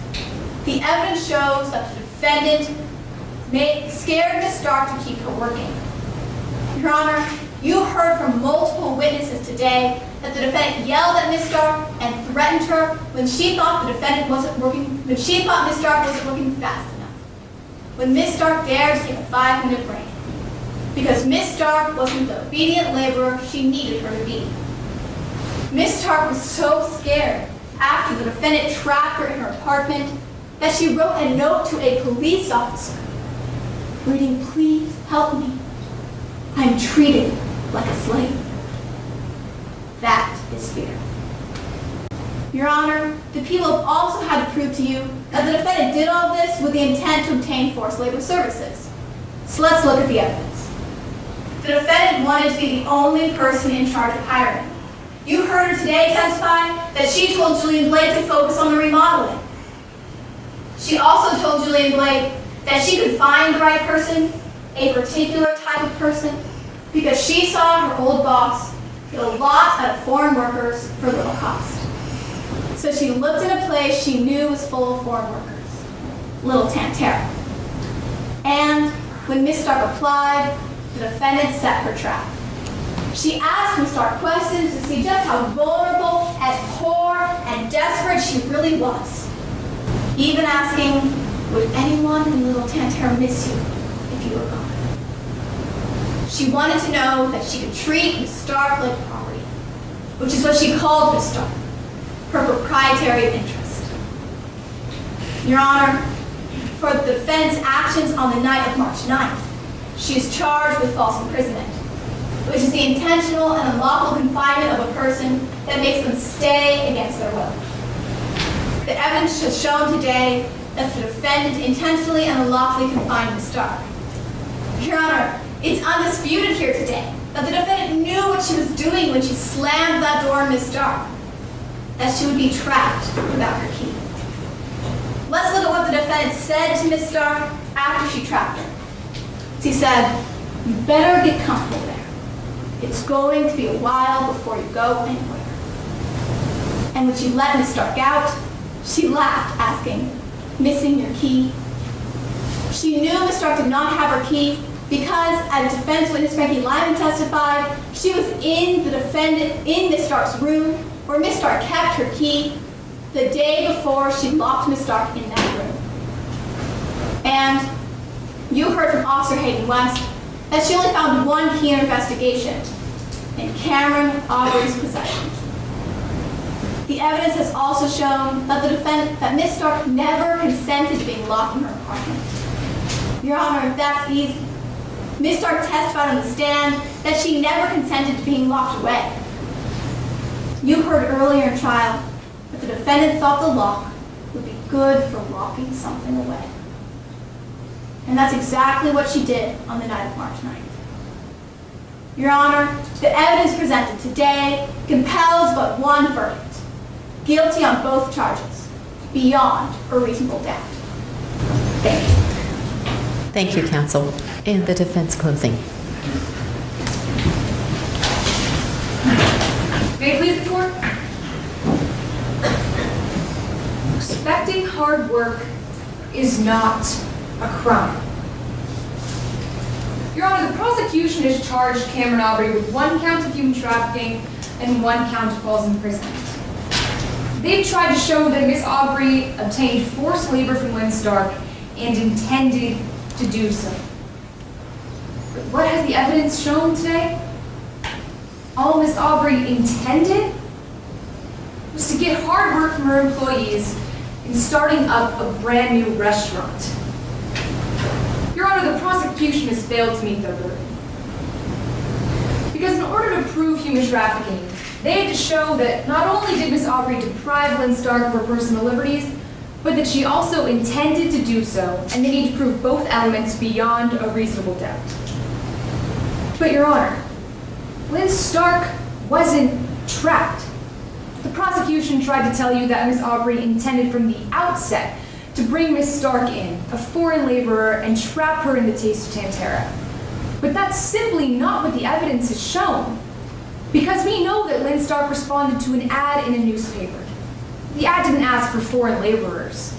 The ad asked for someone who could work hard in a fast-paced environment and cook authentic Tanteran cuisine. And then, during the interview, Miss Aubrey told Miss Stark, this is what Miss Stark told you on the stand today, that she wasn't sure how much she'd be able to pay her month by month, and that it would depend on the restaurant's revenue. So Miss Stark knew that going in. Miss Aubrey also told her that she would need to live in the apartment above the restaurant in that interview. So Miss Stark knew that going in. So where was the trap, Your Honor? Where is the trap that the prosecution says my client laid? They simply have not proven them. Now their expert, Dana Greyjoy, tried to tell you that Miss Stark was paid inadequately, that she lived in a prison cell. But Your Honor, we heard from expert witness Addison Frank, who told you not only was Miss Stark's pay not indicative of human trafficking, but that her living conditions were entirely outside the typical realm you'd see in a human trafficking case.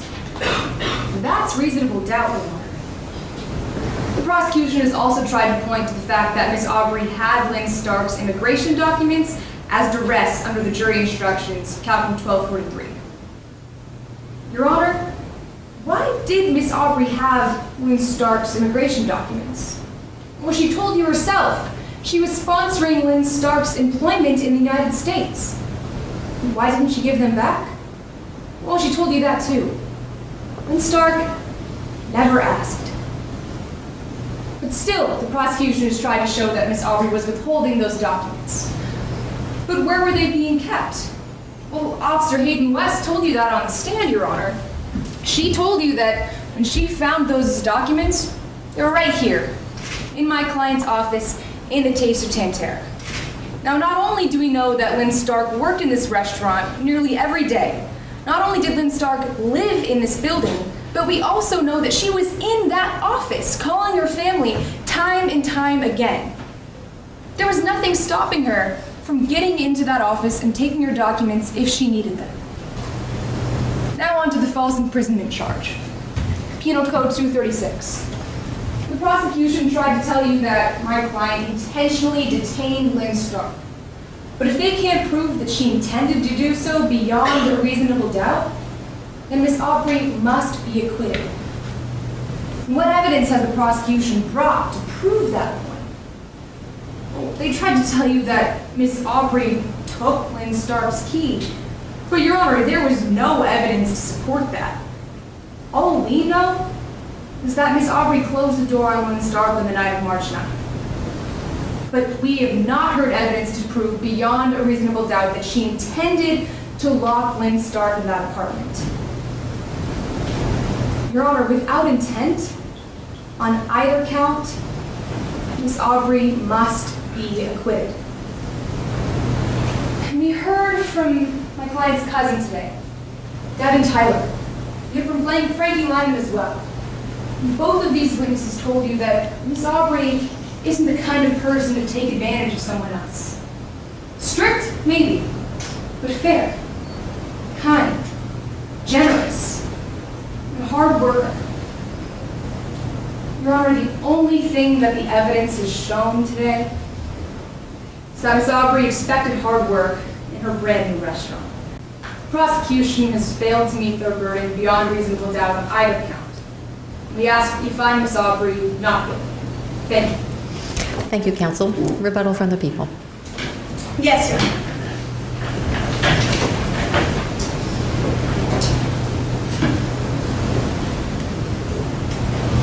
Expecting hard work is not a crime, but how the defendant acted is. And there is the trap. If we look at the totality of the circumstances in today's case, how the defendant acted, what she said, the threats, the promises, the slamming of the door, we see not an inexperienced boss. We see someone who intended to human traffic Miss Stark because she wanted to place her dreams above those of Miss Stark. Miss Stark did not have unrestricted access to the outside world. She didn't know where her documents were being kept. All she knows is that when she asked for them, the defendant refused. Your Honor, the evidence shown today compels a verdict of guilty for both counts, beyond a reasonable doubt. Thank you. Thank you. And rebuttal from the defense.